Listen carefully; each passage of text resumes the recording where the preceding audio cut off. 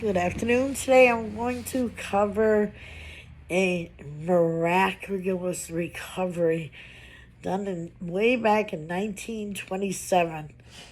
This man was living in Fugay Springs, North Carolina. He was a farmer and he was going to fix the old well. Now, the old well was on his property, and he had used a pulley to pull himself down into the well so that he could start to do repairs on some of the bricks.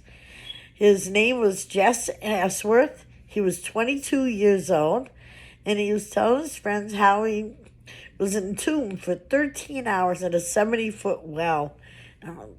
I can't imagine the fear. He was a 22-year-old man. He's been he's gotten into the well, and here he is, surviving. He said, "It must be a miracle that I recovered." There was plenty of room under the roof, but for the stones, but falling debris and the lack of air caused me to just suffer. I breathed deep for air, deeper and deeper, but the air all day just got thinner and thinner. And when night came, it was just horrific. Then I felt so much alone. I thought of unpleasant things. But I didn't know that maybe I had friends working above. I kept calling for help. My voice just got weaker and weaker. Then it seemed like my breath became like fire. It was so close to me in the black dungeon there I was stuck in. It made it like taking every breath felt like a breath of fire. Now, at this time, there were 500 men digging with shovels and whatever, their bare hands, trying to get to this young man they thought may have died.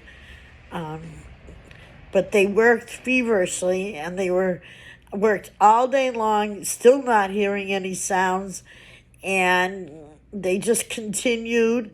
But all of a sudden, around midnight, they heard him yell, "Help me, I'm burning up." They took a hose and they forced it through the rock and pumped air into it through a pair of blacksmith's bellows. Now, that means that somebody had to stand there and just blow the air in.